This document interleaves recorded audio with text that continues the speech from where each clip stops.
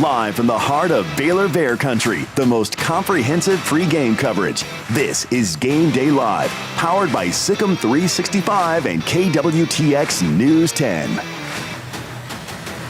And good morning on it's in the afternoon on this Saturday. It's the next to the last weekend of the college football regular season. Conference championships up for grabs. Some have maybe put themselves in pretty good position, but there are the ones with divisions, a lot to do. Baylor just trying to find some sort of glimmer of hope, and they play on the road against TCU up in Fort Worth. Darby Brown will join us momentarily. Craig Smoak and Paul Catalina. I'm David Smoak. Garrett Ross runs the mothership. And you know, we've been over this, like Craig one time said earlier this year, it's the definition of insanity, watching what Baylor has done over and over and over again, and it's pretty much the same thing. Paul Catalina, Craig Smoak, we've all pretty much thought the TCU will win. If this doesn't get at least Baylor juiced up somewhat, they're not a long road trip. It's up the I-35 into Fort Worth. But do you see anything whatsoever that gives you a chance, or you think Baylor can win this game? What I see is that TCU is below average. So that's what makes me think that Baylor's got a better chance in this one than the most, because TCU's not been great at all. But you know, there's nothing I've seen from Baylor that makes me think that they're going to win most of the games that they play. So, you know, it's just tough to put your finger on. This has been such a slog of a season for them. But look, TCU, they're up against it. Baylor wins this game, you know, they can kind of be, look, if we can't be bowl eligible, then neither can you, could be the motivation. I don't know, but if they don't get up and get excited for this one, which is against your big rival, then there is no gas in the tank. I don't think that getting up for the game has been the problem here lately. I think they're just not a good team. I don't think it was a matter of they weren't up for Kansas State. I think they were up for Kansas State. I think they just weren't very good, and Kansas State swarmed them and blew them out early, and they had no ability to recover. I think there are games earlier in the year where you could say, yeah, well, the energy's not there, but I think the energy thing, when you hear that mentioned now, is kind of lazy, actually. Yep. I think it's people who just fall back on that because they don't, I guess, just want to point out that, no, they're just not a really good team. Like, it's really that simple. I think that Baylor's got a chance to win this game. I think they're in a position to make this a competitive game. I don't think TCU's anything special. I don't think anybody covering TCU thinks they're anything special. So, I mean, to me, it's a matter of a team that might be slightly better than the other one who's also at home. But in terms of momentum, neither one has any. In terms of, you know, big grand aspirations, neither one has any. And so, yeah, TCU's got the bowl possibility that's still out there, to Paul's point, that Baylor can quash today, because TCU needs both of these games. So, yeah, you're at your rival's place. The last time you were there, you put on one of the worst bowl performances, or you had one of the hardest games to watch bowl-wise probably in your school's history. There was not much of a lower feeling than leaving Amon Carter Stadium at the end of last year in a freezing cold storm and having gotten whooped by Air Force. So between the last showing there, between the fact that you're on the road where apparently you are easier motivated, or at least you play a little bit sharper, and the fact that this is a team that's beatable and it's your rival, I think there's a lot of ingredients for Baylor to be able to get in this game and play really hard and play really well. One Big 12 game underway, and we're going to go to Darby Brown, Oklahoma, leading BYU. That game late in the first half. OU was down inside the BYU 10, settled for a field goal, leading 17-14 over the Cougars with 2:27 left in the first half. We'll get to some other, the schedule, rest of the day, and also some top 25 games in a moment. But we go to Darby Brown. She travels all over the country, and Chad Bothering too. But Darby in Fort Worth at Amon Carter Stadium. Darby, we asked you this question a lot, and I know you get, oh, Lord, here we go again. But just your thoughts from the week of what we saw, what we've heard, and your thoughts about Baylor, TCU, and the rivalry and the rivalry between these two schools. Well, let me tell you, the first thought arriving at the stadium today was just, you know, thinking back at the last time we were here, yep. I was like a whole other world. We were in like an Arctic tundra, freezing. And as Craig said, you know, one of the lower moments really for Baylor football. And so I think coming in here, I just saw Dave Aranda walk by me kind of making a lap around the stadium. And you wonder if he's kind of thinking back on that game as well. You know, obviously it's a beautiful sunny day here, and they have, you know, a chance to put a bright spot on a really tough season. And so I think that's what this game is. And, it is a rivalry game. There is some extra juice that comes with that period. There's also some wacky things. I mean, you think back about last year, TCU was having a season, their best season ever, and Baylor almost beat them in Waco. And so crazy things can happen, both teams having down years. I think that this is just one thing that Baylor players could say, hey, at least we beat TCU. At least we did that. At least we kept them out of a bowl game. So that's what you got to get up for today, and we'll see if they can rise to that challenge. Darby, do you get this sense, or like having been, press conferences and, team stuff and, well, let me ask you this again. Is there tension around the team knowing that, they might be playing for their coaches' jobs in the next couple weeks? I think there has to be. I think that, it's not something that's being talked about, but I mean, we all have social media. There's been some weird tweets from players this week, which I have to say, that's one thing that Baylor's actually done pretty well this year.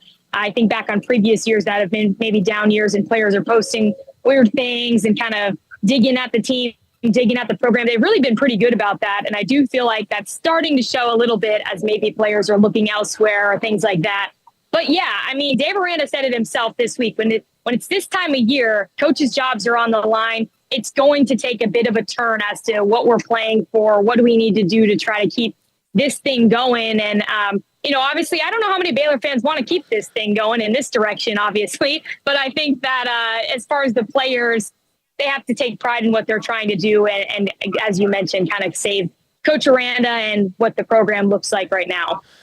Darby, I mean, you're down there closer than we are normally. I mean, I've never gotten the sense this team has really quit. Have you? I mean, in terms of just any moments in games, even against Kansas State, it still seems like they're playing hard and they're giving it all. It doesn't seem like, with as many problems they have, that one of them's not the effort side of things. And even the energy thing, I feel like, can kind of get blown out of proportion just within the losing. What are your thoughts on just what you've seen sort of up close and personal? Yeah, I don't think it's been a matter of not having energy recently. And I do think that, when you look at these players, like you mentioned, being up close, you can tell they're still locked in. They're still fighting and they still care. I mean, I think that's something a lot of people forget about is that these players, they want to win more than anybody, right? And you can see it that they're not quitting, even though it's just not showing up on the field and their performance just isn't up to standard and it isn't where it should be right now. But no, there's no quit. I think that we're going to see a team that's locked in. I think, there's players that have been bright spots this year and hopefully they can show the fans, these last couple games a bit more of their talents and what they can do. And hopefully that's, going to be a sign of the future and not just what's entering the transfer portal, which is a whole, a thing that happens this time of year as well. You mentioned some of the social media. Garrett, do you have the Caden Jenkins tweet from earlier today? Caden Jenkins has been out there the last 2 or 3 days saying, I have to do what's best for my family, take care of them, respect my decision. And he put this out just a little bit ago, Sick 'em Bears. It sounds like, Darby, and I know you heard a little bit about this yesterday, that Baylor has revamped and or revitalized or added to their NIL program, and I think that had part to do with it. Your thoughts about how much of an oomph can that possibly give this, not this team today, but the program in general? It's huge. I mean, we've heard all year how they're playing these younger players. And I think a lot of people wonder, well, why? Why are you playing this many younger players? Where's the juniors? Where's the upperclassmen? And that is kind of a major problem. But the plus side could be that these younger players have gotten a lot of experience. And Caden Jenkins, obviously a huge bright spot, big upside, could have a really bright future. And obviously Baylor fans would want to see him stay here. So if they can figure out that NIL stuff, if they can figure out a way to keep some of these younger players, I do think they're going to see that pay off in the future. And obviously that would be huge. That would kind of make this season, it was a down year, look at it as a rebuilding year, but it could actually be a rebuilding year with these younger players actually getting back on campus. So NIL is a huge thing and Baylor needed to make some big strides. So hopefully that is what has happened in order to keep this program in a competitive place. I'm surprised you just, for kicks and grins, you didn't wear like a parka from the last time you mentioned. It looks like an absolutely just picture-perfect day today in Fort Worth. Yeah, it's beautiful. I mean, I'm in a tank top right now. It's November. The Arizona girl in me loves that. So it's awesome. But yeah, no, it's going to be a beautiful day. And so there's no, any of the stuff that was out of their control the last time where they could not handle those conditions. There's no conditions right now. This is perfect. So that is definitely going to be good for the fans at the minimum today that it is a great, beautiful Saturday here in Fort Worth. Darby, thank you always for being a part of our pregame. We'll speak with you again a little bit later on in the show. She said she saw Dave Aranda making the walk around the stadium. Baylor and TCU at 2:30 at Amon Carter Stadium. And we also know we're going to have this in the next segment or two, the history of these two. 119th meeting. We'll get that later. But one of the things, Paul, Craig, when was the last time that Baylor beat TCU when they were the underdog? And I know there's been a couple of years where it's been close, but when was the last time you could remember when they beat TCU as the underdog? The last time they beat TCU, as far as I remember, was in 2019, and I don't think they were the underdog that day. And then before that, there was a stretch too. So I'm not sure because when that was. If you go back to 2011, maybe. Remember that was the year after TCU had crushed them in Fort Worth. Way to go, Big 12. Way to go, Big 12, as they were leaving the field, and kind of some fans got into it with Kaz Kazadi and a few of the assistant coaches. But this is a team that has owned them. And we'll have the stats on that in the next segment, but they have owned them. And Craig, I don't know what to say about it. Sometimes maybe just TCU. That's sometimes rivalries are one-sided over maybe a decade or two or three. Yeah, I don't think there's really anything scientific to break down. I just think TCU's been a better program for a while now, and they have been a better team in a lot of these matchups. Really that simple. There's been games where Baylor should have probably won that they didn't, but TCU's had an ability for going on a decade plus now of winning the games they're supposed to and winning most of the games they're not supposed to. And Baylor, on the other hand, got up for 61-58, and people are still crowing about 61-58, and since 61-58, they've won exactly one game. So, I still hear that. I still see that. That'll always be a rallying cry and all that, but TCU's had like 7 games in that time frame that have all been memorable for one reason or another, including last year's with the walk-off field goal. So I don't know, outside of just they've had more of a steadier time in terms of they didn't have a big scandal that hit right in the heat of that rivalry, and they even still fell back a little bit because I think they had their own problems going on that they just got overshadowed a little bit, and they had to deal with those. And Baylor's just was so giant that it completely turned over the program. I mean, you lost your head coach, you lost several players, you lost half a recruiting class, you lost this and you lost that. TCU never went through that, so they've really had no excuse to fall back all that much. Baylor's had at least reasons why that's happened. But I just think TCU's been a better program. They've been steadier. They haven't had all the coaching changes, and they've had the ability at the end of games to be clutch, whereas Baylor has either not performed up to snuff or, has not had that killer instinct, that finishing ability. So give them credit. I don't know what you chalk it up to other than just in some cases the fact that they weren't completely disrupted.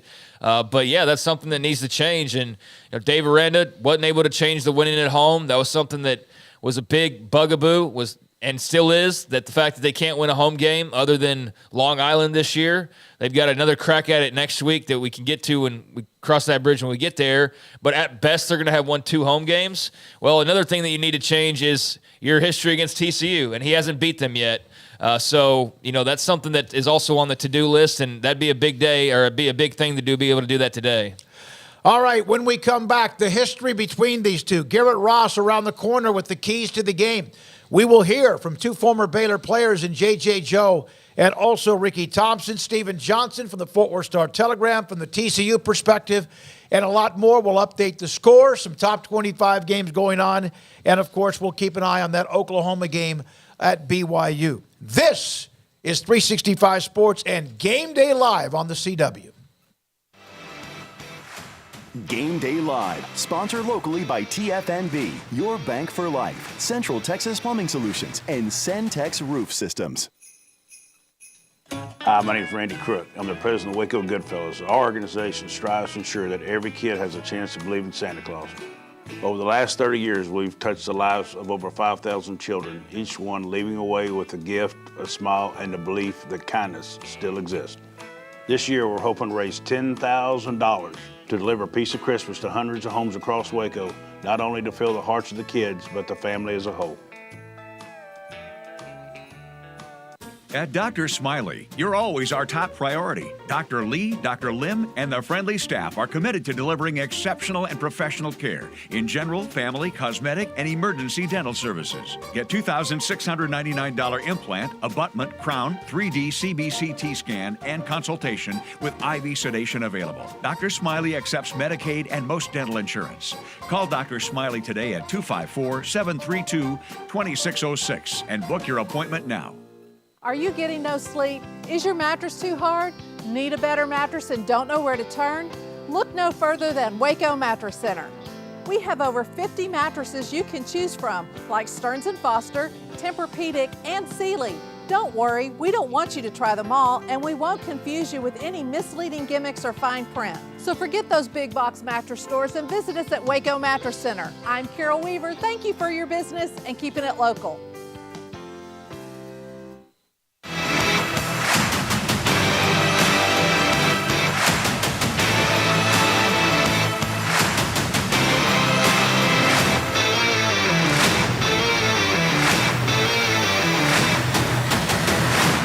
We sure do appreciate your time here with our Game Day Live on the CW and also 365 Sports. Here is a few graphics on the history of this rivalry's 119th meeting. TCU leads 58-53-7. That, of course, turned the corner in the last decade. The longest series between two schools in the state of Texas. Baylor and TCU, first time they met was in 1899. They scoreless tie. Last time they met was last year at McLean Stadium. The drive, Duggan getting them in field goal position, walk off with a field goal to win it, their magical year. TCU has won 11 of the last 15, 7 of the last 8 times these two teams have met. And they have both had 8-game winning streaks in the history. It was TCU in the mid-60s through 71. Baylor 10 years later, mid-70s to 1981. They both won 8 straight. 44 games. 44 games have been decided by 7 points or less, including the 7 ties. Now, this is an interesting note that I didn't know much about. 1899 until 1910, they actually played 24 consecutive games in Waco. I did know that. TCU used to be located in the city of Waco. Baylor during that time was 12-8-4. Between 1899 and 1910, they actually played 3 times, 6 different years. Yeah, there weren't that many teams that played football back in those days, and travel was difficult because you had to, get on a train or like a buggy. I don't know, but mostly train. Like you had to do that. It wasn't like you had like big, gigantic buses, so you had to get on a train to go places, and that would be expensive, even for a football team that in the early part of the century was maybe at max 20 people. So there wasn't, everybody played both ways. There were a couple backups here and there, but, back in those days, like, you didn't have, 85 scholarships. There were a lot of people who probably came and started playing football just because they're like, hey, you wanna? Yeah. And they're like, yeah, sure. Why not do anything else? So they came and did that. But yeah, that's pretty strange that, like, if you think back to how it used to be where you'd play like divisional opponents multiple times like they do in the NFL now. Yeah, it's not a lot of favorable numbers going with the rivalry here of late for Baylor. I'll add another one, 3 straight games they've lost to a different head coach. They've lost to Gary Patterson, Jerry Kill, and Sonny Dykes in the last 3 meetings. So that's not anything that probably crosses minds. There's not anything all that great. I think it just speaks to the dominance of TCU, though, here lately where, like, everything's gone their way. And so, yeah, they've had 3 different head coaches coaching this game the last 3 years. They've won every single one of them. But since 2014, since 61-58, as we said, it's been kind of the same story of just a different avenue to heartbreak. And when Baylor's been bad and TCU was good, they blew them out. When Baylor was pretty good and TCU was maybe on par, maybe even a little bit worse, they still found a way to win, except for in 2019. And, these last couple years, Dave Aranda's had a big opportunity, and you've lost by, 2 points and by 10 points, by 1 point last year and then by 2 points the year before. So he's lost by a total of 3 points these last 2 meetings. It's been brutal. And, today would not change your bowl outcome or, send you anywhere where this is a drastically different looking season. But man, it would sure just feel good to beat TCU for once, like that. Just for a Saturday, just to win a game that means something. That's not coming back from 3 scores down on the road against UCF or struggling with Cincinnati to eke that one out. Just to go out and just beat somebody, but beat somebody that I think people have respect for, but despise, and somebody that's that you should be competitive with, to go and get a win and ruin their bowl chances, I do think would be a big deal for a lot of different reasons. No question about it. And you're right. A lot of 61-58. There was the Charlie Brewer 3 overtime win up in Amon Carter. Denzel Mims making a couple of spectacular plays. Charlie running over somebody at the goal line to score. It's just, but there's always been, third string quarterback beat Baylor in Waco at McLean Stadium. Jalen Reagor had his big moment in Waco too at McLean Stadium. There was the game when Baylor had the game. Chris Johnson was the quarterback playing with the third string quarterback. And they had the 14-0 lead. He got hit. He fumbled near midfield. TCU ran it back. Next thing you know, they end up winning that game. There's been a lot of bizarre things that have happened over the years. Paul, what's your one? Is it 61-58? Which one is the one, if you think about the rivalry, that you remember the most? I think it's a tie between 61-58 and that game, the Chris Johnson game you talked about. That was in the worst weather possibly imaginable. Monsoon pouring down. And it was 40 degrees at its highest. It was just terrible. And I think it's those two. 61-58 though was something else because Baylor had to, even though they could score fast, the way that game ended, they kind of had to, there was one of those things where they had to, take every exit the right way. It wasn't like there was no shortcut to it. You have to go here, here, here, and here, and everything that they needed to happen happened for them at the end of that game and won it. So that was the one that sticks out the most to me. Now, there's a couple of other ones, like Trevon Boykin, where everybody thought, Baylor's going to win this one. At Old Floyd Casey Stadium.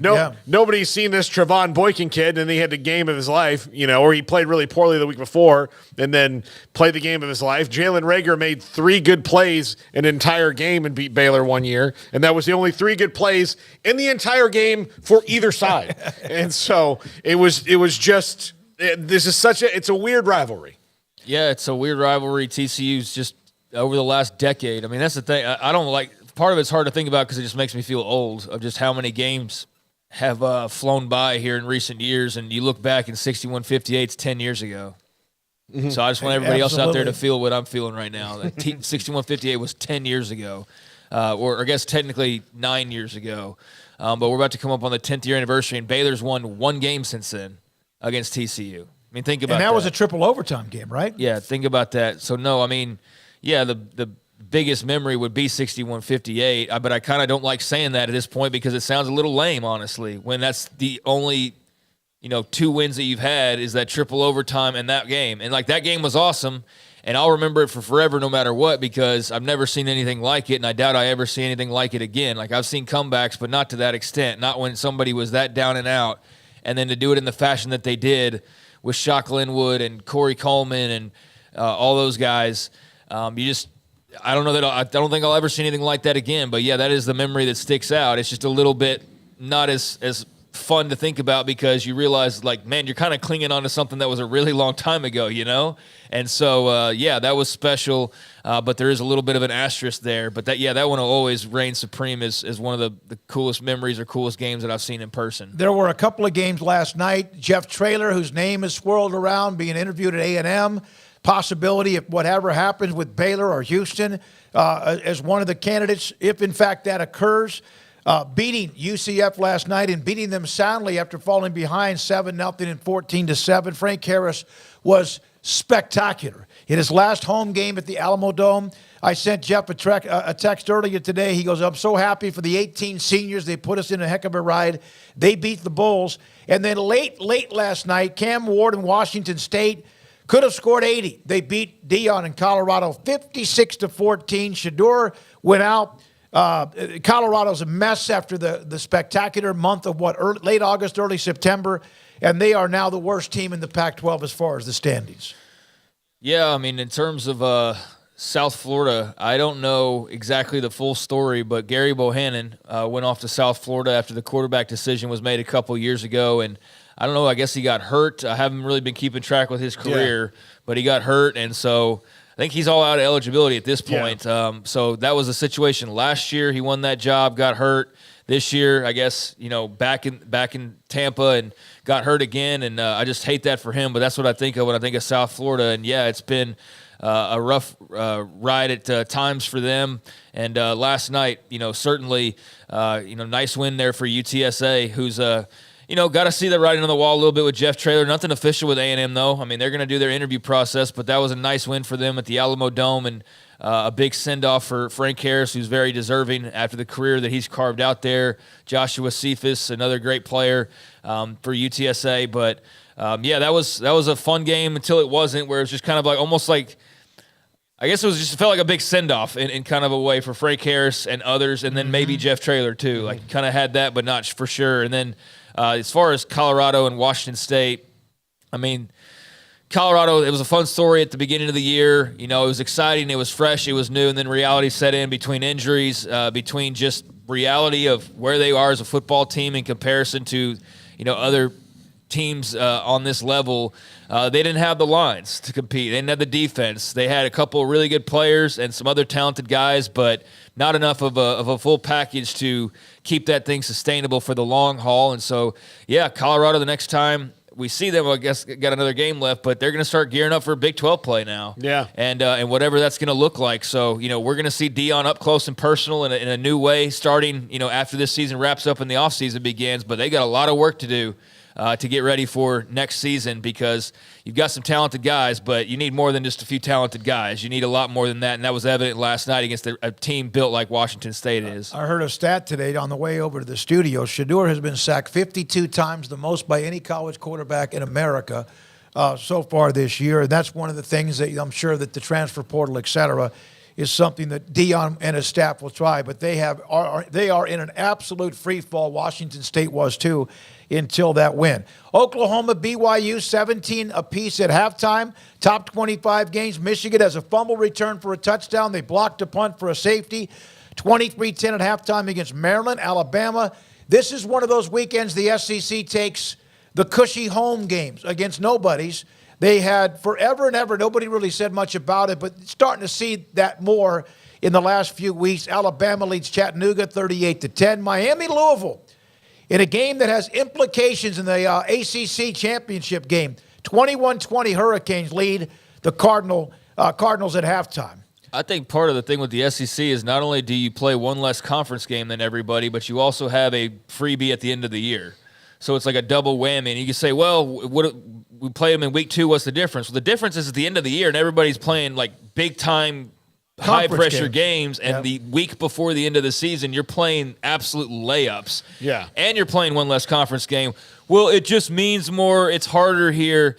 So you can't have everything, though. So you not only do you play one less game, but then you also have the alley-oop at the end of the year. So that seems like more of just it's harder over here, so we get a couple of different, mulligans as it pertains to the schedule versus others. But, that's a never-ending argument.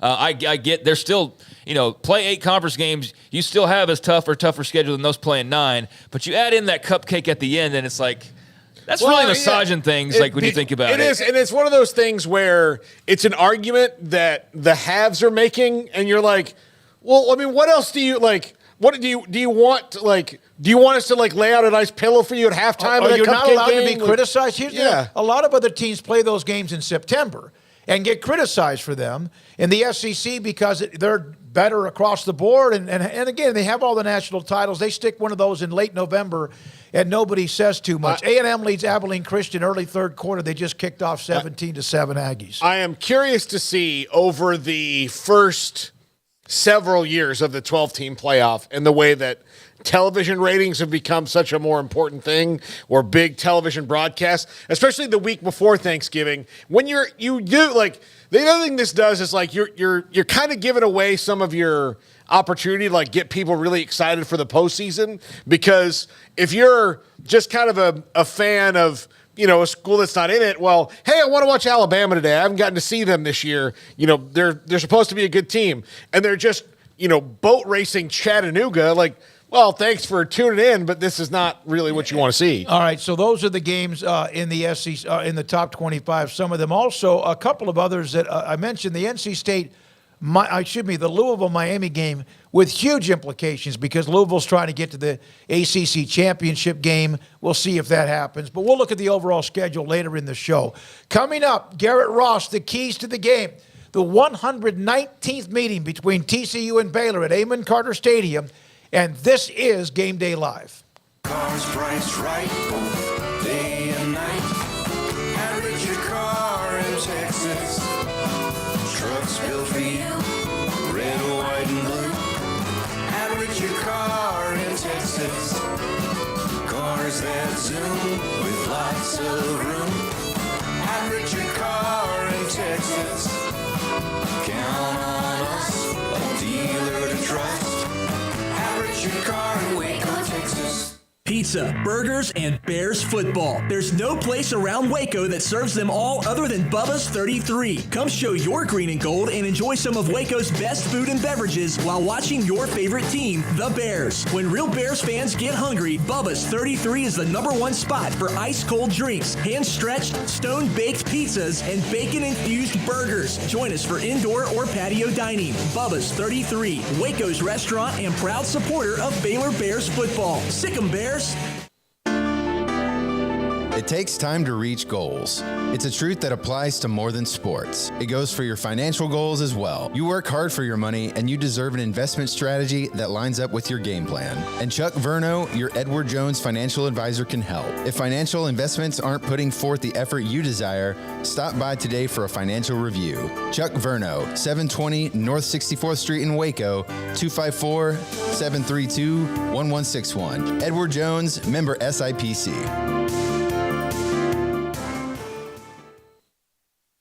After my first car accident, I feared the biggest damage would be to my wallet. I expected a mountain of bills and a long, drawn-out process. But my Texas Farm Bureau insurance agent was there when I needed her and helped me get back on my feet and in my car in no time. Instead of a hassle, I got reassurance and a quick recovery. Stop by and see our agents at one of our 3 McLennan County locations. Coverage and discounts are subject to qualifications and policy terms and may vary by situation. TFNB Your Bank for Life is the official local bank of Baylor Athletics. Find out why more Central Texas are making TFNB their bank for life. Sign up for our Edge checking and savings accounts to earn interest or cash back. With 5 convenient locations and an award-winning mobile app, banking has never been easier. TFNB Your Bank for Life. Member FDIC.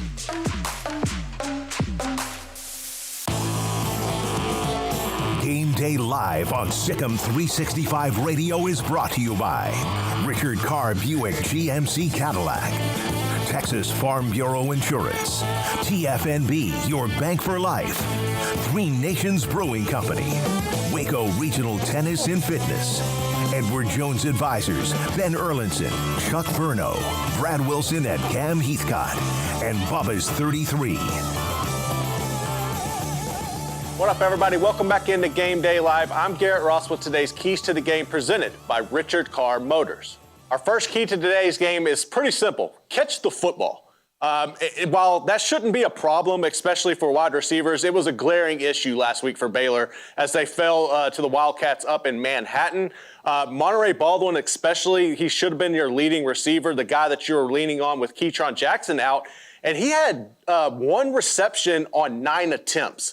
And that 1 reception, while it was a touchdown, it was pretty much for nothing as the game was already out of hands.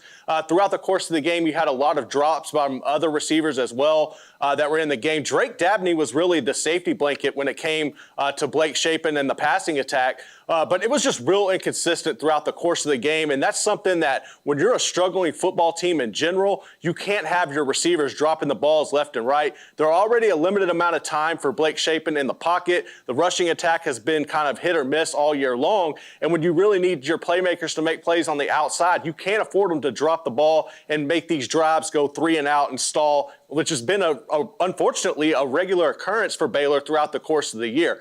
Now, when you come into this game against TCU, you should have Keytron Jackson back coming off that injury he suffered a couple of weeks ago. but he hasn't had the reps in practice. So how is that going to affect and how is that going to transition into the game? I think while he's out there on the field, TCU's definitely going to have to account for him, which should open up things for Monterey Baldwin not to have so much pressure on him. I think that's kind of what kind of went into last week, but still it's inexcusable to drop as many passes as the Baylor wide receiver corps did last week. Our second key to today's game is going to be rush for 100 yards. Now, I know that's kind of asking for a lot. That's a tall task for this team.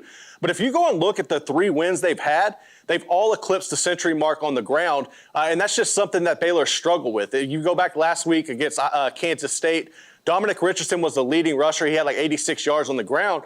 But there was just nothing going after that. And you got Dawson Pendergrass, who has shown that he could be efficient in this wide zone scheme while other backs aren't able to.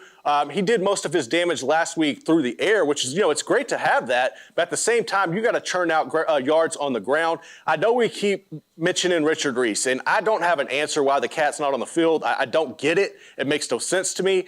But at the same time, you got to get him. You've got to get Dom Richardson, who had the big game, Dawson Pendergrass. You got to feed the rock to these guys. And this offensive line has got to open up holes against TCU, who has been susceptible to allowing rushing yards on a massive amount by teams all season long. There is something there to work with. There is an avenue to take advantage of if you're Baylor, but you have got to get over 100 yards rushing in this game if you want to have a chance to come out of Fort Worth victorious. Our last key to the game, and I know I've beaten a dead horse with this one, but you've got to eliminate big plays. Like I've mentioned this a few times throughout the course of the year, and unfortunately, Baylor just hasn't been able to do it. And when you look at how TCU's coming into this game, their offensive coordinator, Kendall Browse, I feel like he's got something he's been waiting for a long time. I feel like he's going to be in his bag in this game. And you got Savion Williams on the outside, J.P. Richardson, Jared Wiley, who is a complete mismatch for this Baylor secondary.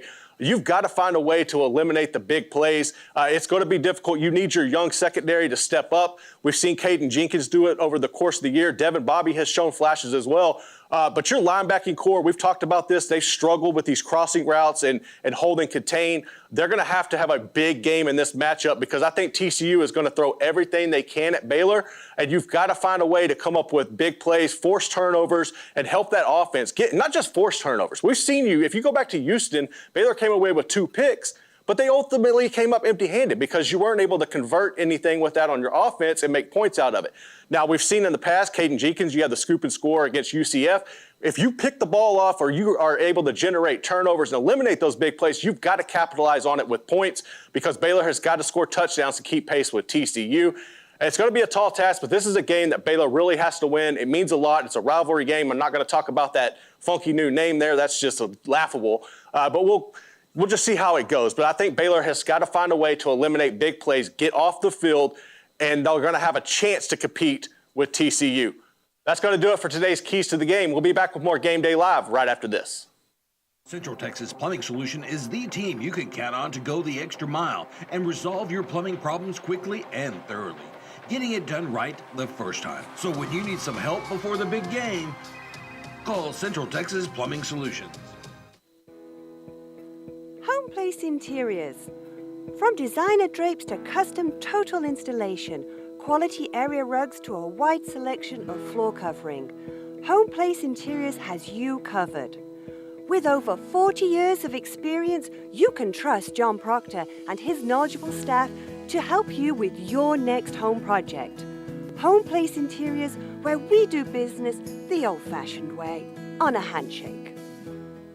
Shelley's business needs to be more efficient, and she heard hybrid meeting would help. She called Asbel Electronics, and we took her vision and created a space that was easy to use and maximized live interaction in the office while fully interacting with customers and remote workers. Pastor Dave wanted to live stream his Sunday services, so he called Asbel Electronics. We implemented technologies that brought the in-church experience to the living room while minimizing volunteers' workflow. Let us make your vision come true. Contact Asbel Electronics for all your professional audio-visual needs. Central Texas Plumbing Solution is the team you can count on to go the extra mile and resolve your plumbing problems quickly and thoroughly, getting it done right the first time. So when you need some help before the big game, call Central Texas Plumbing Solutions.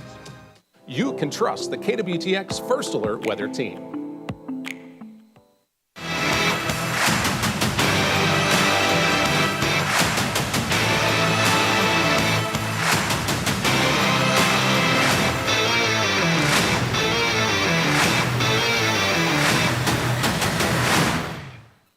Stephen Johnson, Fort Worth Star-Telegram. He's been one of our guys, in fact, a go-to guy for us in the coverage of TCU. They host Baylor tomorrow afternoon at 2:30, and he joins us on 365 Sports. Stephen, how much gas does TCU have left in their tank?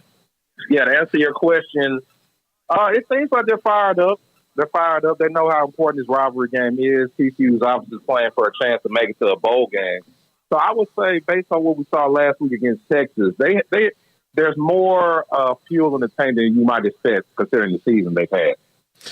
Steven, a couple years ago, Baylor played Ole Miss in the Sugar Bowl, and Jeff Lebby was the offensive coordinator at Ole Miss, and I asked him at the press conference, was there any more sauce on this game because of their departure from Baylor? And he gave me the coach speakiest answer of all coach speaky times.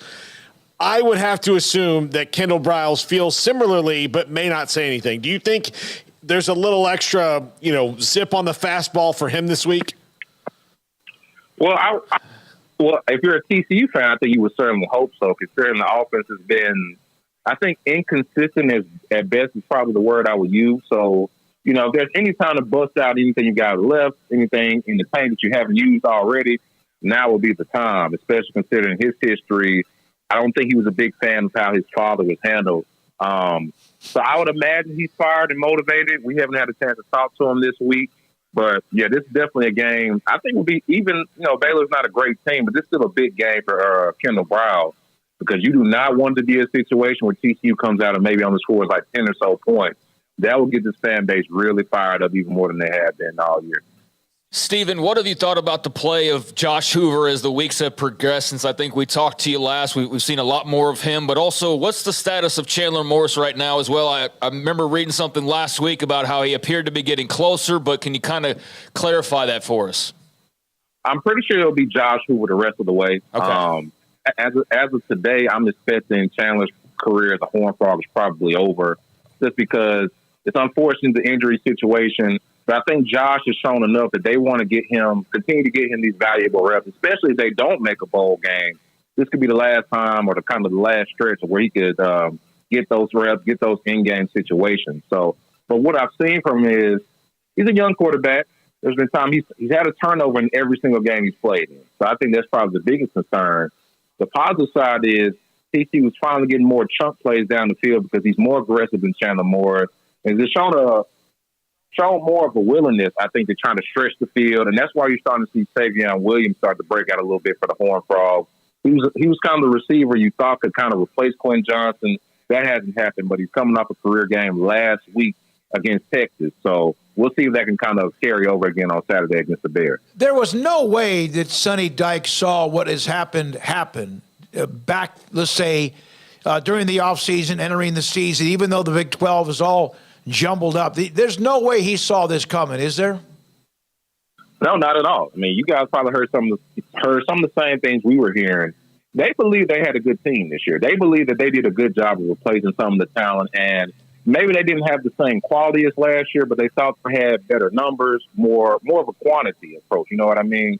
Like, hey, we don't have a Quinn Johnson, but we signed 5 or 6 receivers in the portal last year to kind of help up for that. So I think they thought they would be contending a lot more than this. They had high expectations for defense. And the defense has been a disappointment, especially considering what's happened against all the quality competition they face. So this has been a surprise to Sonny Dykes, especially the way they've lost games, missing kicks, turning the ball over in the red zone. They're 124th in red zone offense. I don't think they could have predicted that coming into the season. I was going to ask you about that. Is that just the change in offensive line and also quarterback as much as anything? Like, I know in the Tech game, they got into territory, but then Josh Hoover had an interception, right? Or like, what do you attribute that to, that lack of success in the red zone? Because that's alarming to be that low. Man, there are so many things. I think let's start with the O-line. They don't trust the O-line, I think, in those 3rd and 2s, those 2nd and goals from the 3-yard line. And just the interior of the offensive line, I think, has not shown the ability to continue to win those, physical matchups when you're trying to run the ball and punch it in. The quarterbacks, Josh Hoover and Chandler Morris, have struggled with turnovers. You guys remember that Colorado game? Yeah. They win that game if you don't throw 2 picks in the end zone. You know what I mean? Mm-hmm. So that's kind of happened all season. So I think turnovers the lack of physicality with the offensive line in the run game. And I don't think Kendall has done a great job at times with some of the plays he'll call when they get to the red zone. They love running a lot of jet sweeps with some of their slower receivers, some trick plays that just, if they work, it's clever, but if they don't, it's kind of like, why not just run something a little bit more simple? So I would say those are probably the three primary factors leading to what's going on. I think the understatement of the segment was that, he didn't like the way everything was handled with his father, or no one did that was a part of that staff. Is there any frustration enough for him and his future there, or is that a locked-in position and give him another chance in the offseason to build more of what he wants to see on offense?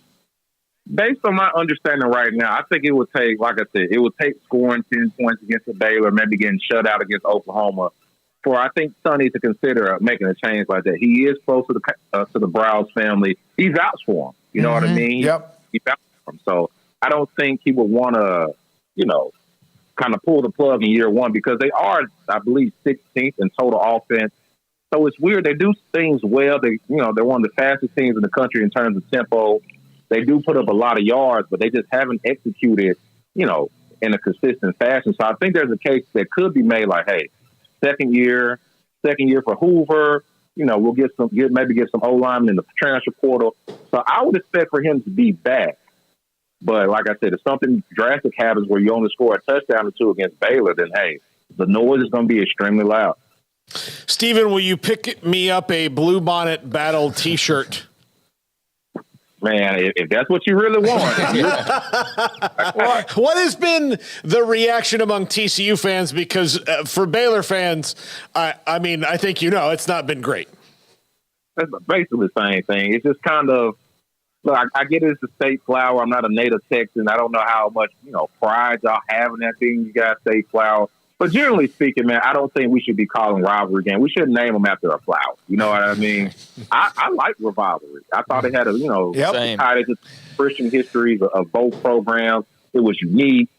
So I would have loved to see them kind of keep that, or something that at least kind of acknowledges the fact they're both small private Christian institutions. But there's been a lot of memes and a lot of jokes. That trophy is heavy, man. So whoever wins, I don't know how they're going to carry it out of the stadium. It's like a shield and like a wooden placeholder. I tried to pick it up when they brought it to TCU earlier this week, and I'm just like, good luck. Those guys are stronger than me. So good luck to them. Hey, Stephen, thank you for your time. Enjoy the game, Eamon Carter tomorrow. See, I keep on thinking it's just a flower. You just give somebody a bouquet of flowers. Game Day Live, sponsored locally by TFNB, your bank for life, Central Texas Plumbing Solutions, and Centex Roof Systems.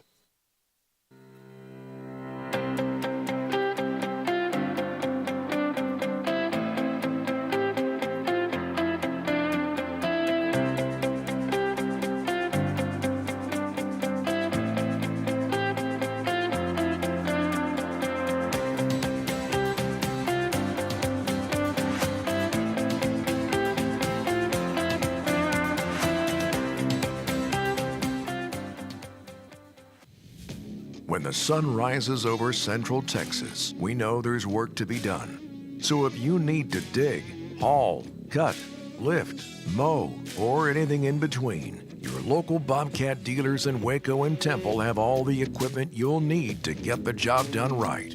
We sell, we rent, and we've got parts and service to keep you up and running, no matter where the job takes you. There's work to do. Let's get it done. What sets Hillcrest Dental Care apart is our vision of how we want to care for our patients to improve their health and their quality of life, whether it's the teeth, the gums, the bite, or the smile. Because I didn't feel anything at all. When I woke up there, I had everything done. I go in the restaurant to eat, and the waitress said this, "You got new teeth." So they noticed them too. If you want something done that is good and permanent there, this is the place to go.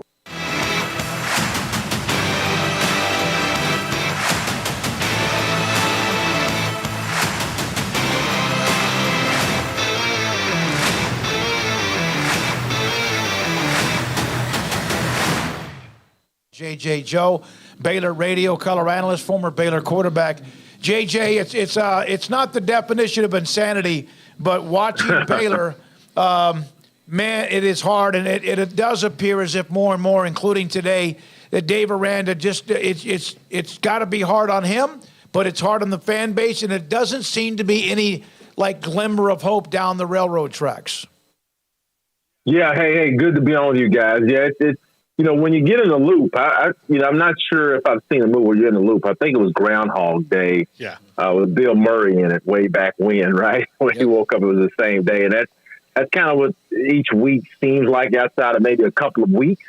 And Saturday was really no different.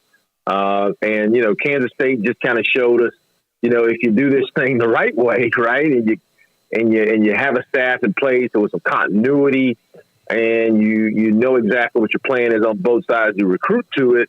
You have a balanced roster. How you can stay competitive year after year. So I think watching what Kleiman is doing there was an education for all of us, and hopefully, man, we can get out of this loop. And the next two games, do we have the opportunity to win? Yes, we do. I mean, we could go to TCU and win. We could beat West Virginia at home. Those teams are West Virginia's not bad, but the movie we've been seeing would make us all think potentially that won't happen. JJ, what did you think just defensively? I mean, you gave up 59 points. That wasn't all on the defense, though. I mean, that was obviously some of that was on the offense. But just defensively, where do you just kind of see the vision right now with this football team and where they are here 10 games into the year? And I think that's on. It's for Aranda, man, to figure that out. One of the challenges making that leap from a defensive coordinator or assistant coach, assistant coach for a long time to head coach, is being able to pull it all together and defining who you want to be. And I think Coach Aranda has a good vision of who he wants to be. The question is who you want to be. Have you married that up with your talent, and have you married that up with your coaching staff? The whole time I never was crazy. I liked that our offense was highly successful in 21, but I always felt, well, we're in the land of quarterbacks and speed, and to go counter to that, it could work. But I thought to go counter to that is a challenge, right? I think we struggled to coach speed. Even when Taekwon was here, we struggled to get him deep. We struggled to get him on anything other than a 13 in or out route. A 13-yard in or out route. And right now I think we're seeing it is that two of the fastest players, the three of the fastest players we have on offense, we could probably count on our hand how many times they've touched the ball over the last few weeks. And I would say those three fastest people on our offense are probably Jonah Burton, Monterey Baldwin, and Richard Reese.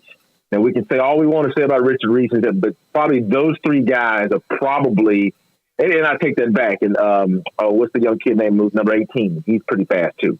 That they moved to running back. Jordan Neighbors. Jordan Neighbors. Yeah, Jordan Neighbors. Those four kids can really run. Now, Neighbors is young. Jonah Burton is young. But we have a hard time getting the ball. That doesn't happen in the era of football that I'm used to, where your swiftest players, you have a hard time getting them the ball. And we seemingly had a hard time getting those kids the ball on a consistent basis this year. JJ, if you don't mind, we have Ricky on too on Wednesdays, and he's down there on the field. And you guys travel, you're with the team enough. What do you see? Is it a beaten down team in your opinion? That would be a great question for Ricky on Wednesday. I mean, he's right there with them. Okay. I'll go down to the pregame smoke, but. I thought really to start the game, I thought on Saturday, I actually felt life. I felt like these guys are ready to compete. And I don't think it was just because of the first drive.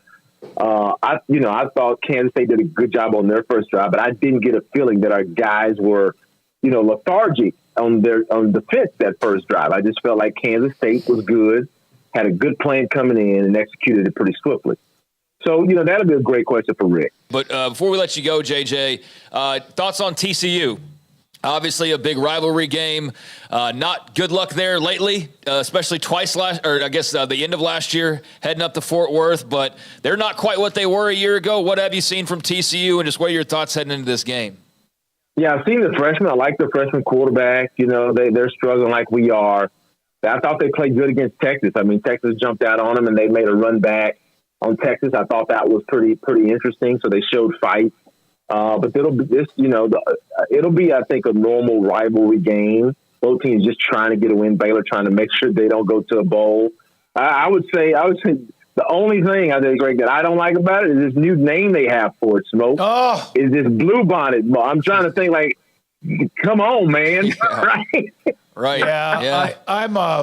I know I had someone contact me. I'm going to discuss it with them tonight and do an interview for maybe sometime this week. But I don't even know where that came from. And you hear that maybe the TCU did not want anything rivalry. I don't know the truth. I really don't. Not sure I care.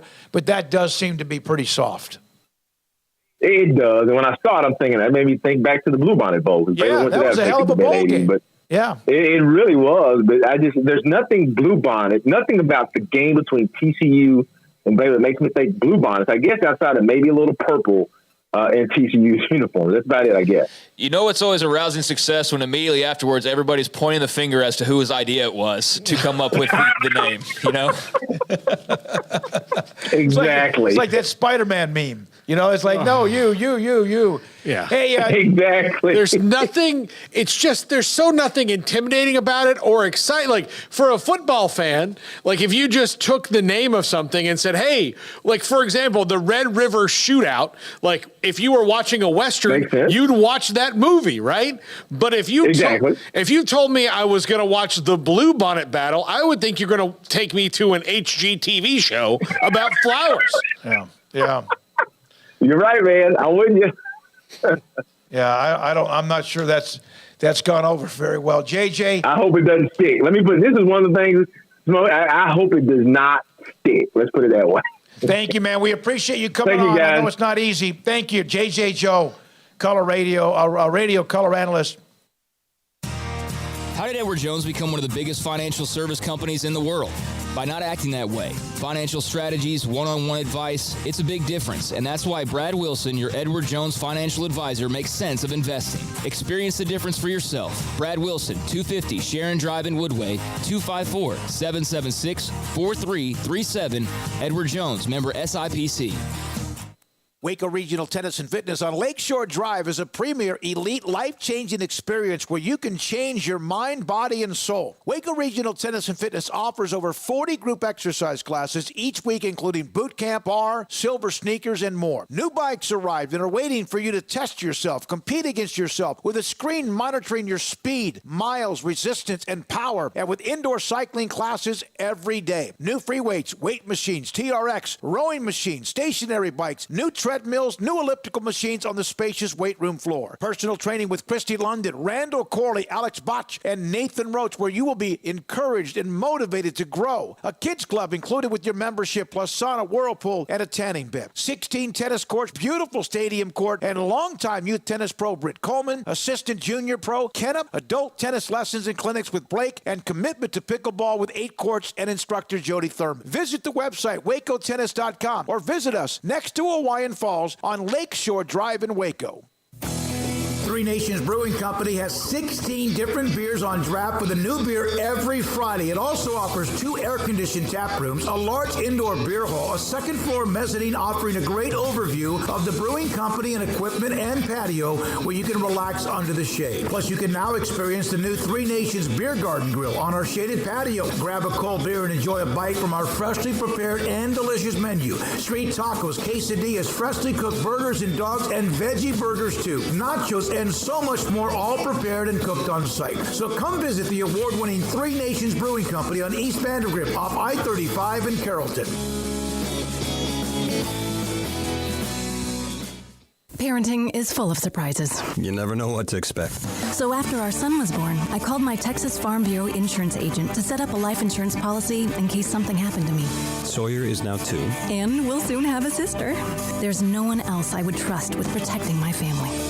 Stop by and see our agents at one of our 3 McLennan County locations. Coverage and discounts are subject to qualifications and policy terms and may vary by situation. In our logo and advertising, we say we are people that you can count on. What does that mean? It starts with providing a quality vehicle and quality service at a fair price. But it also means we do what we say we will do, and we treat people fairly with respect. It starts by hiring great people. good local folks who work hard with a caring attitude. Our employees are the real reason we are people that you can count on. Put us to the test and see for yourself that at Richard Carr Motors, we are people you can count on. Game Day Live on Sikkim 365 Radio is brought to you by Richard Carr Buick GMC Cadillac, Texas Farm Bureau Insurance, TFNB, your bank for life, Three Nations Brewing Company, Waco Regional Tennis and Fitness, Edward Jones Advisors, Ben Erlinson, Chuck Furno, Brad Wilson, and Cam Heathcott, and Bubba's 33. All right, let's do some score updates in this segment. Then we're going to go back up to Fort Worth to Amon Carter Stadium and hear from Darby Brown yet again. BYU and Oklahoma were tied at 17 apiece at the halftime. The Cougars driving deep into OU territory, and Billy Bowman Jr. with a pick and went almost 100 yards on the return for a touchdown. 24-17. Oklahoma leads that game with just under 6 minutes left in the third quarter. It was 100 yards. It was 100 yards. 100-yard pick six, so BYU with a chance to take the lead, gives up a 100-yard pick six. So, yeah, that's one that's going to be a tough pill to swallow for them if this game doesn't go back around the other way. Billy Bowman, I think, who's a great athlete, played at Denton Ryan, probably at about the 30-yard line was like, somebody tackle me. Somebody. Hey, here's the schedule. Garrett, do you have the Big 12 schedule for today? This is the game. That's the only game in progress. You also will have Cincinnati at 1:30 on ESPN Plus playing West Virginia. Cincinnati with their first Big 12 win last week. No. ESPNU. There's only one team that's the official team of ESPN Plus. Cincinnati, no, it's ESPN Plus. It's on ESPNU because it says ESPN Plus. Okay. There it says ESPNU. So. Okay. Well, maybe it is. Yeah. All right. The Baylor TCU game at 2:30 is on ESPN Plus. Baylor, I think it's the fifth consecutive game on that. Oklahoma State, Houston. Oklahoma State with they got spanked at Orlando. Playing in Houston, ESPN2 at 3. UCF coming off that really impressive win. Texas Tech with a win that maybe not a lot of people thought would happen in Lawrence. Both teams playing for a bowl-eligible victory at 5-5 in Lubbock at 4 on FS2, and Kansas State KU 6 o'clock tonight on FS1 in that rivalry. And then Texas and Iowa State, UT trying to clinch a spot in the Big 12 championship game, 7 o'clock on the Big Fox against the Cyclones, who are a surprise team in the Big 12 at 5-2, and that game in Ames. All right, so basically BYU's trying to play spoiler, and that's what you can look for, as far as that game goes. As far as the rest of them, just looking at that, but let me pull that back up here. Cincinnati, West Virginia, that's a pride thing as much as anything, and that's a Neil Brown trying to just keep his job as cool as possible game. For Cincinnati, there's not really, just you win what you can while you can, but there's no postseason. Baylor, TCU, we've talked about. Oklahoma State really needs to right the ship, but Houston and Dana really need a win too to make a bowl game. So Houston's playing for a bowl game at home to maintain their bowl hopes, and Oklahoma State's trying to stay in the Big 12 title game. Like, they're still in there as of today, even though they got blown out, but if they lose today, then all bets are off. So they need to win. UCF and Texas Tech, winners are going to a bowl game. The losers got to win their last game to go to a bowl game, so that's a huge game for both. Kansas State, obviously you want to spoil each other's seasons as much as you possibly can. You're both 7-3, so somebody will have a leg up and head-to-head, so that's bragging rights. And K-State's still got an outside shot at the Big 12 title. And then, Iowa State can be everybody's favorite team if they can upset Texas and crush their playoff and Big 12 hopes. More so the playoff than the Big 12 hopes. But, there's a lot on the line in these games. Maryland is making it very interesting against the Wolverines, America's team. 23-17, midway through the third quarter. That was at one point Maryland was getting blown out. That game now was 7-28, 23-17 Michigan. Alabama cooking Chattanooga 58-10. Miami just had a long run. It appears it's going to be under replay, but 27-23 on a long touchdown run by Fletcher for 55 yards. Penn State 20, Rutgers 6. Early fourth, Ole Miss 28-3 over UL Monroe. Early fourth, and then also Tulane rolling past Florida Atlantic 24-8 in that game with 9 minutes to left in the fourth quarter. Tulane trying to get to that American Conference Championship. UTSA also a part of that mix. And SMU was winning, last I looked, in that game down in Memphis. It's tied. Tied now? Man, see, I'm telling you, like, remember we were talking about this the other day? I brought this up when we were doing our picks about how there's a feeling like Memphis could pull the upset here, and I didn't quite understand it. But then we talked about it with Taylor McCargan. He's like, no, here they are. Yeah, it's wild. A&M 24, Abilene Christian 10. That game, 12 minutes left in the fourth quarter with Elijah Robinson, formerly on the Matt Rule staff at Baylor, as the interim head coach after Jimbo Fisher was fired I guess it was on Sunday. All right, we have a lot more to get to, including hearing from Ricky Thompson, but Darby Brown around the corner as well from Amon Carter Stadium. Thank you for your time. As always, we'll take you up until 2 o'clock, and this is Game Day Live. You want it before Black Friday? We've got it before Black Friday. Black Friday savings start now at Du Bois Furniture. Save up to 60% off store-wide. Plus, save an additional $100 off for every $1,000 spent now at Du Bois Furniture. I've known Tony now for about 9 years, which is about the time I've been a minister here at the Church of Christ in Groesbeck. I've known his son for a while, but I did not know his son was now moving into the business with him. And it was great interacting with him. He's a young man, and he's going to do his dad proud with this business. This is just a great roof. It's going to do us good for a long time. And we're glad to have Syntex Roof Systems involved in making this possible for us. God bless Texas. In Waco, Texas, we value education. We're proud of Baylor University, McLennan Community College, and TSTC. At Jeff Hunter Toyota, we share these Waco values. It's how we serve our customers better and provide the highest quality service. In Waco, this is who we are, and this is what we drive. Shop Jeff Hunter Toyota. Toyota quality, Waco values. Get our best Black Friday mattress deals now at Du Bois Furniture. Elevate your sleep comfort to a whole new level and save up to $800 on select Stearns & Foster Tempur-Pedic and Sealy adjustable sets now at Du Bois Furniture. Download the KWTX First Alert Weather app, sponsored by Capital Farm Credit.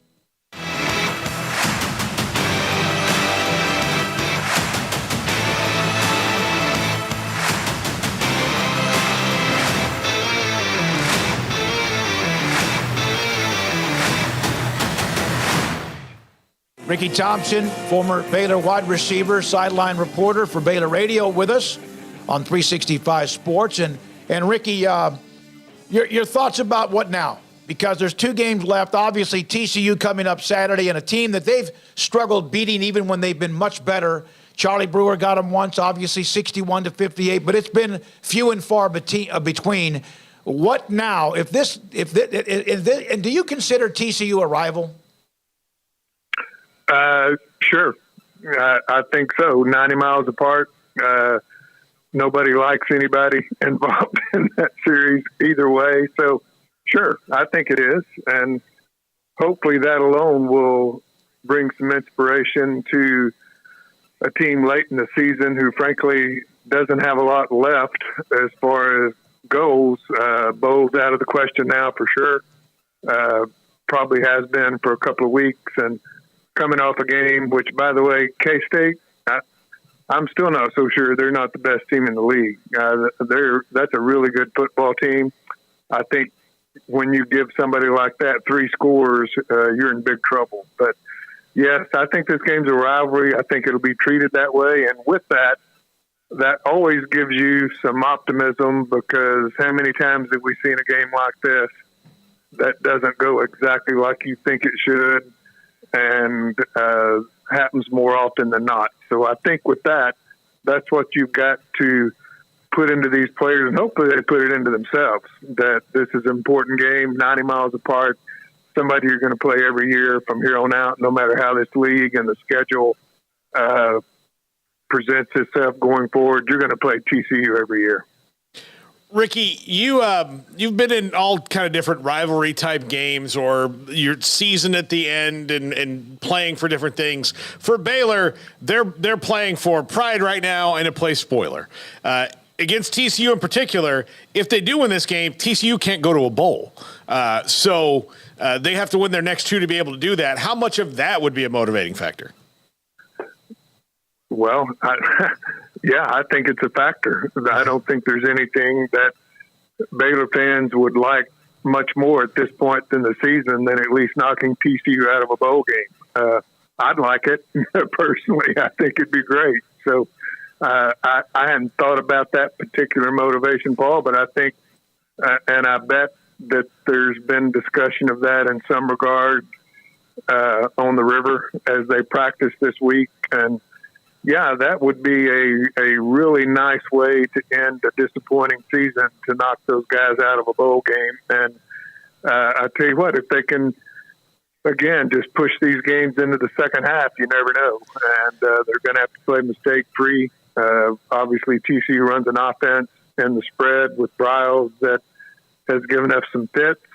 We have finally put 3 corners in the game, have a corner on that inside slot receiver, which makes all the difference in the world. In fact, last week, guys, we had 3 freshman cornerbacks in the game at the same time.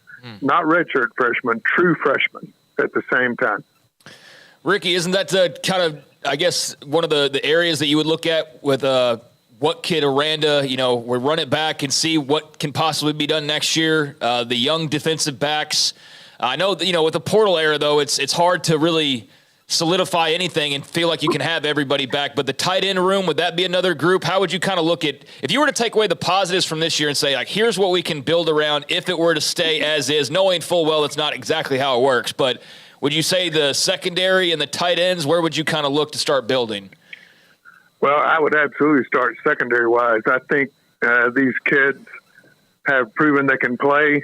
We've seen some freshman mistakes in secondary, which when you're 18 years old, you're going to get beat. I've seen a lot of senior fifth-year quarterbacks get beat too. So, yes, I think that's something that you really build on, and I think that's where this NIL mess comes in, guys. I think that hopefully that's already started, that process of retaining these guys, make sure they're coming back, and I would fully expect that Baylor jumps into the portal pretty heavy this year.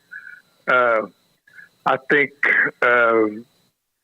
quarterback, you've got a couple of guys back there. I think you're always looking. I do think Blake is a kid that, considering what he's been through this year, has played very well, and I'm proud of the way he played. But the tight end group, even with Dabney leaving, I think's got a chance to be really good. Receiver, I think there's some work to be done there. There's some kids there that can play. They just hopefully will develop further. And obviously it's hurt for Keytron Jackson to be out the last couple of weeks. But there are some things to build on. I think overall you just build on the fact that a lot of your better players are just kids. They're young guys, and you've got, 9 seniors that are really playing. That's not many. Ricky, do you notice anything with the coaching staff different given how tense things are going to be around the next couple of weeks? Not dramatically. I think that's one thing about Aranda. You don't see a lot of up and down with him. I will tell you, I thought post-game at K-State, you could really tell he was disappointed. I think he was disappointed in the way they played, a little bit disappointed. I don't know so much effort, I think maybe, but you could really get the feeling with Coach Aranda that one hit him pretty hard. I don't think he expected that. I'm talking about the way the game went school-wise. I don't think he expected that at all. So that's something that the coaches have to overcome too, because I tell you, that does permeate through a team when they can tell a coaching staff is having trouble staying motivated. But I don't think that's going to be the case, and I'm really glad it's TCU and not somebody else at this point that would not be considered rivalry at all. And I'm not knocking Iowa State or Kansas or somebody like that, but the fact that you're playing a team that you don't like very much, I think the timing's pretty good. Ricky, I don't know if you've been asked this before. We asked JJ. He wasn't thrilled with this new name of the rivalry between Baylor and TCU. I'm sure you've seen what they're going to call this. What was your reaction when you saw that? Probably the same as everyone else. I didn't like it, but I didn't pick it. So it is what it is. I don't know how in the world they came up with it, but you know, I don't think it's a bad idea to have a name for the game and to have some kind of trophy, whatever it may be. The name is what it is. If we win, I don't care what they call it. There you go. Yeah. We wouldn't have picked that one. Ricky, thank you very much for your time. Baylor Radio sideline reporter Ricky Thompson, former Baylor wide receiver, with us on 365 Sports. Game Day Live, sponsored locally by TFNB, your bank for life, Central Texas Plumbing Solutions, and Centex Roof Systems. When it's your time to start driving, stay focused. Don't let yourself get distracted by your friends, your radio, and especially not your phone. It only takes a moment of distraction to change your life forever. Make a pledge to yourself and your parents. Don't text and drive. Stay focused on the road. It could be the decision that saves your life. This message is brought to you by your friends at Tow King. A moment of distraction can change your life forever. Stay focused on the road. Don't text and drive. Hi, my name is Randy Crook. I'm the president of Waco Goodfellas. Our organization strives to ensure that every kid has a chance to believe in Santa Claus. Over the last 30 years, we've touched the lives of over 5,000 children, each one leaving away with a gift, a smile, and the belief that kindness still exists. This year, we're hoping to raise $10,000 to deliver a piece of Christmas to hundreds of homes across Waco, not only to fill the hearts of the kids, but the family as a whole.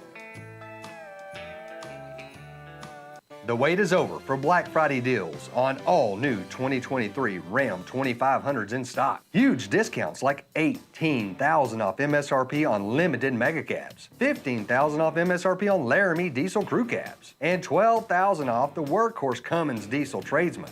Don't miss deals like this, they won't last long. Going on now at the Black Friday sales event only at MacHikeDodge.com.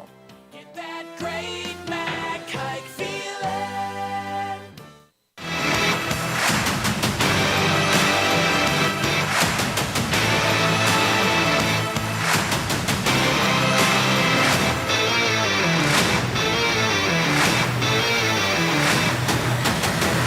All right, we're about 45 minutes away from kickoff at Amon Carter Stadium in Fort Worth. Craig Smoak, Paul Catalina. I'm David Smoak. Garrett Ross here running the mothership, and back up to Fort Worth with Darby Brown, KWTX and the CW. Darby, thanks for your time. Now things starting to fill up a little bit. Yeah, starting to fill up a little bit. Fans are making their way inside the stadium. Players are out here on the field. Baylor's wearing white and yellow combination today, which I don't know if I've seen that a whole lot from them. And just getting going out here. So things are coming together. Yeah, it looks like a little Green Bay Packer vibe they've got going behind you North there. North Dakota State. Yeah, North Dakota State, Darby. What do you think for Baylor the key to this game is going to be early? Get out to a good start. I mean, and then kind of try to maintain it, obviously. Kansas State on offense, at that game, on offense, they did what they wanted to. Defense, not so much. You got to do it on both sides of the ball there early and then try to maintain. I think if they can, they've proven if they get out to a good start, that's where they're going to play their best. Darby, you want to give us maybe the prediction, knowing that this team is hard to predict other than the fact that they have not won in a long time? Yeah, I think I need to move here for a second. They're about to kick a football in right in my business here. So I'm going to shift a little bit. Anyways, we are in the danger zone when you're out here in the sideline.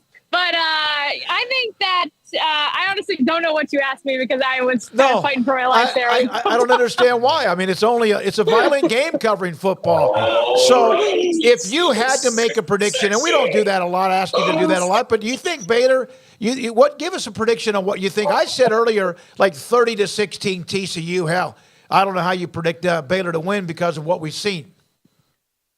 Yeah, I think TCU is going to win by a couple scores. I think that's probably my prediction here. But, as I kind of said earlier, rivalry game, there is a different energy to it. You never know really what could happen today. So that's my prediction, though. I think TCU by at least a couple touchdowns. Last thing for you. You get to watch or listen to some of the players when they're available during the season. Who, in your opinion, has probably been the most steadfast and kind of stayed focused during these very difficult first 10 games of the year. I've really been impressed with Blake Shapen every time I've been able to talk with him this year. I feel like he has really grown as far as his leadership. And I think when he says things about how they still believe in themselves and, he just is bringing a different leadership, I think he believes everything that he tells us, right? I think it's coming from a very genuine place. And so I've been very impressed with him. I saw him coming out here warming up, kind of joking with Sean Bell. He was even interacting with some fans. He seems like no matter kind of where things are going, he's going to be like this, which is what you need in a quarterback. So I've been impressed with him, and I think it's helped. His play has improved this year, whether they've gotten the wins or not. So it was good to see you Tuesday night with Baylor women winning that game against fourth-ranked Utah. Great win for Nikki Collin and company. Thanks for your time, Darby. We appreciate it. Post-game coverage, of course, throughout the day and the weekend on KWTX. Darby, thanks for your time. Thank you, guys. Darby Brown, KWTX in the CW with us. Chad Botherine on occasion also has been either home or on the road at McLean Stadium and elsewhere. When we come back, we wrap it up with our final thoughts. Game Day Live right here on the CW. One size fits all. That may be all right for an adjustable belt or cheap sunglasses, but when it comes to your financial needs, no one wants a one-size-fits-all strategy. Ben Erlinson, your Edward Jones financial advisor, knows that his most important goals are yours. That's why he takes the time to understand your needs, knowing you. That's how Edward Jones makes sense of investing. Ben Erlinson, 100 North 6th Street in Waco, 254-759-8533. Edward Jones, member SIPC. TFNB Your Bank for Life is the official local bank of Baylor Athletics. Find out why more Central Texans are making TFNB their bank for life. Sign up for our Edge checking and savings accounts to earn interest or cash back. With 5 convenient locations and an award-winning mobile app, banking has never been easier. TFNB Your Bank for Life. Member FDIC. Pizza, burgers, and Bears football. There's no place around Waco that serves them all other than Bubba's 33. Come show your green and gold and enjoy some of Waco's best food and beverages while watching your favorite team, the Bears. When real Bears fans get hungry, Bubba's 33 is the #1 spot for ice-cold drinks, hand-stretched, stone-baked pizzas, and bacon-infused burgers. Join us for indoor or patio dining. Bubba's 33, Waco's restaurant and proud supporter of Baylor Bears football. Sick 'em, Bears. Waco Regional Tennis and Fitness on Lakeshore Drive is a premier, elite, life-changing experience where you can change your mind, body, and soul. Waco Regional Tennis and Fitness offers over 40 group exercise classes each week, including boot camp, bar, silver sneakers, and more. New bikes arrived and are waiting for you to test yourself, compete against yourself with a screen monitoring your speed, miles, resistance, and power, and with indoor cycling classes every day. New free weights, weight machines, TRX, rowing machines, stationary bikes, new treadmills, new elliptical machines on the spacious weight room floor. Personal training with Christy London, Randall Corley, Alex Botch, and Nathan Roach, where you will be encouraged and motivated to grow. A kids club included with your membership, plus sauna, whirlpool, and a tanning bed. 16 tennis courts, beautiful stadium court, and longtime youth tennis pro Britt Coleman, assistant junior pro Kenna, adult tennis lessons and clinics with Blake, and commitment to pickleball with 8 courts and instructor Jody Thurman. Visit the website, wacotennis.com, or visit us next to Hawaiian Falls on Lakeshore Drive in Waco. Game Day Live on Sikkim 365 Radio is brought to you by Richard Carr Buick GMC Cadillac, Texas Farm Bureau Insurance, TFNB, your bank for life, Three Nations Brewing Company, Waco Regional Tennis and Fitness, Edward Jones Advisors, Ben Erlinson, Chuck Burno, Brad Wilson, and Cam Heathcott, and Bubba's 33. By the way, there's a game in the Pac-12, a note of interest. Arizona early on leading Utah 7-0. And our good friend Jason Shear, Wildcat Authority, put this out there. Last time you'll be seeing this at Arizona Stadium, which is the Pac-12 logo. Next time they have a home game, it will be with the Big 12 logo, along with Arizona State, Colorado, and also Utah. Craig, we start with you. We have discussed this game. I don't want to go down into the rabbit hole or go hamster wheel of this is a bad team. Who has to play well today other than Shapen? Who else today has to play well for Baylor to have an opportunity? I mean, I don't have an exact answer for you because I think for this team, there's nothing that's like real X's and O's like that. I think it's just like somebody just has to play. Like, you know what I mean? I don't think it's like, well, if the offensive line does, I think somebody has to play well to make plays, and I don't really care who that is. But, I mean, yeah, obviously Blake Shapen needs to play well. I think the offensive line really needs to play well to allow the offense to do anything that they would like to be able to do. So the O-line is definitely an area that you look once again just to be able to get going what you would like to be able to get going. And then, you know, I hate to be so vague in general, but you need the defense to get stops. I mean, it really is that simple to me. It's the basics for this team at this point. I think they have to have at least 2 turnovers today or something in the special teams that's like a return or a block. Paul? Yeah, that's how they've won games this year. Like against UCF, it was the scoop and score. Against Cincinnati, it was the weird kickoff return scenario where the fumble. They need one of those things to happen. They also just need to keep TCU out of rhythm and in the funk that they've been in, and that just means big kind of wild, crazy plays. So I would say that they need to get something out of the wide receiver position, but they've been so banged up. That means that somebody who may have used to be a walk-on's got to step up. You know, like there's a lot of those things going on there. So we'll see. By the way, Oklahoma missed a field goal, still tied 24 with BYU. Still a lot of time left in the fourth quarter. Caden Jenkins, we brought up NIL yesterday, the story Colt Barber had on Sikkim365.com in the premium section.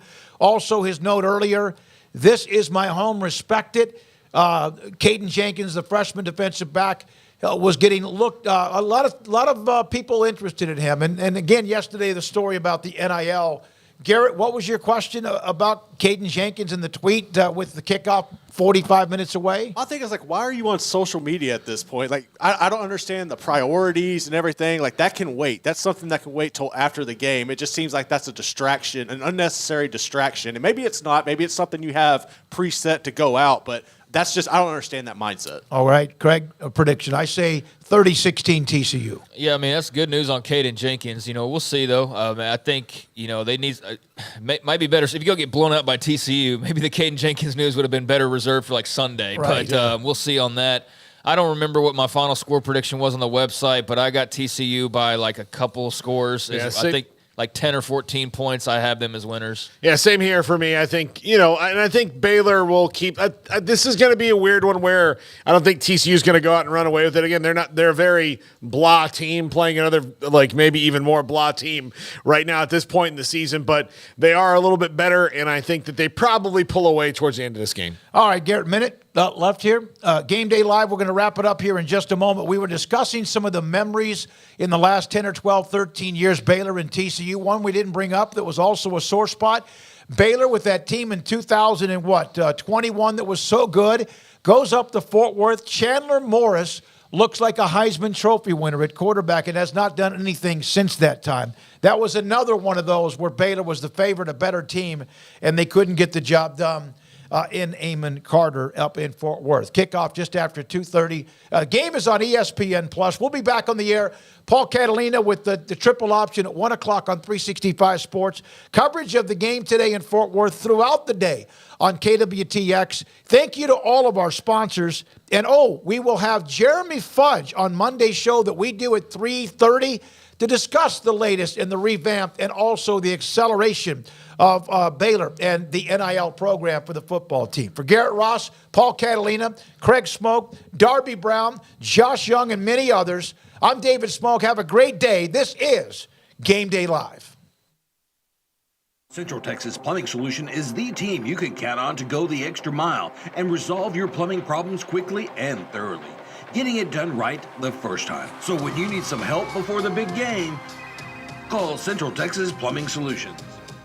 Hello, I'm Sharon Kerr, and I recommend Tony Lenore and Syntex Roof System to all my friends, my family, and clients. When it came time to replace our roof, making an investment in your home, and when you're doing something like that, you want to make sure it's somebody that's got high character, which made Syntex Roof Systems the obvious choice. Well, I had a hail claim, And Syntex Roof Systems made a stressful situation into a very easy situation. To your hometown roofer, and we approve this message. The wait is over for Black Friday deals on all new 2023 Ram 2500s in stock. Huge discounts like $18,000 off MSRP on limited mega cabs, $15,000 off MSRP on Laramie diesel crew cabs, and $12,000 off the Workhorse Cummins diesel tradesman. Don't miss deals like this, they won't last long. Going on now at the Black Friday sales event only at MacHikeDodge.com.